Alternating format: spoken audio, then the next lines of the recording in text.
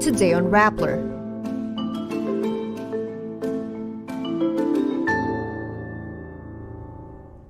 The AFP releases videos of, quote, brutal attacks by Chinese against Filipino soldiers in Ayungin Shoal on June 17. Henry Teves, the brother of expelled Congressman Arnie Teves, is arrested in Dumaguete. Former Vice President Leni Robredo is reportedly running for mayor of Naga City. Israeli tanks advanced deeper into Gaza, killing 8 people. North Korea and Russia agreed to provide immediate military assistance to each other if either country faces armed aggression. And Eraserheads brings back the Huling El Bimbo World Tour in 2024.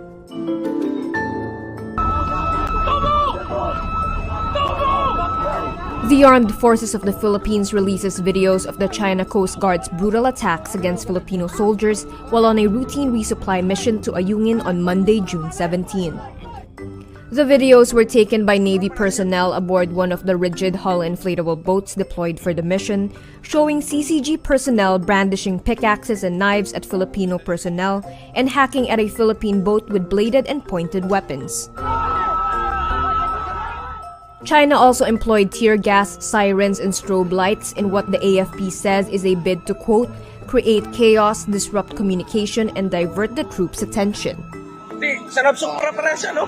May palakol, ng bato na ng bato.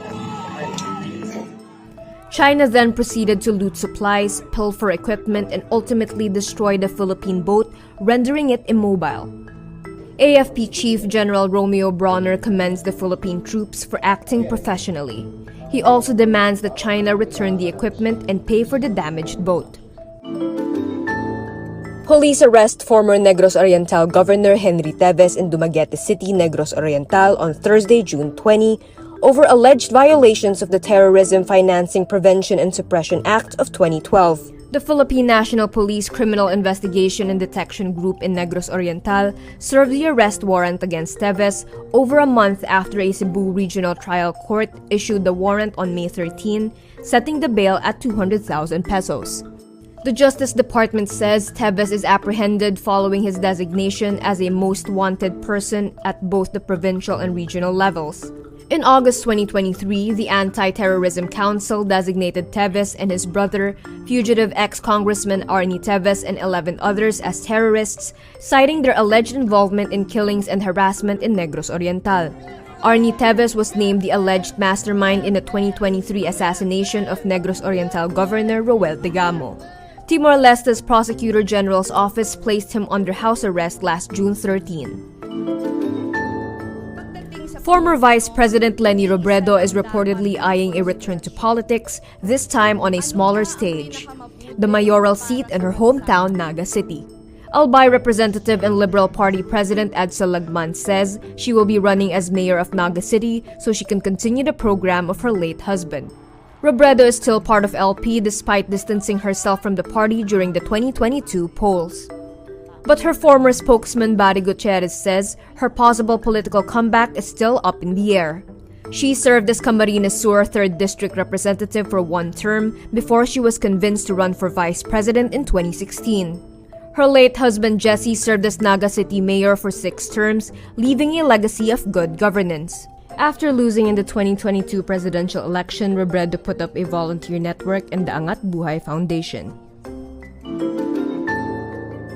Israeli tanks advanced deeper into the city of Rafah in Gaza on Wednesday, June 20, killing 8 people.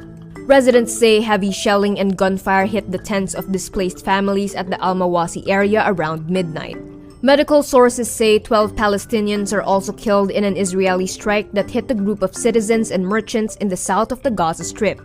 Israeli forces destroyed and seized most of Gaza but have yet to achieve Israel's goal of wiping out Hamas and freeing Israeli hostages. 8 months into the war, no end in sight as efforts by international mediators failed to persuade Israel and Hamas to agree to a ceasefire. Israel launched its war after Hamas attacked on October 7, killing around 1,200 people, while Gaza's health ministry says over 37,000 Palestinians have been killed in Israel's offensive. North Korea and Russia agreed to provide immediate military assistance if either country faces armed aggression. This according to a landmark pact signed by Russian President Vladimir Putin and North Korean leader Kim Jong-un on Wednesday, June 19, during the Russian leader's visit to Pyongyang. Putin also visited China last month soon after his inauguration for a fifth term as president. Kim links their deepening ties to fighting the, quote, hegemonic and imperialist policies of the West and the United States in particular, including its support for Ukraine. Washington and Seoul have been increasingly alarmed by deepening military cooperation between Russia and North Korea and have accused the two of violating international laws by trading in arms for Russia to use against Ukraine. Ukrainian officials said they found North Korean missile debris in their country. Russia and North Korea deny any arms trade.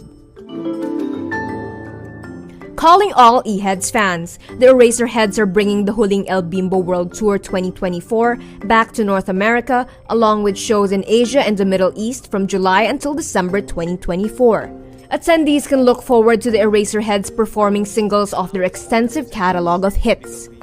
The Eraserheads say the live renditions are made all the more special this time around, given their more mature disposition as artists. When we recorded the songs years ago, I thought that this is how I wanted to perform it. Now, I have a totally different take on how I can do it, and I get validation by being in front of an audience, younger audience. Here are the cities in the Huling El Bimbo World Tour 2024.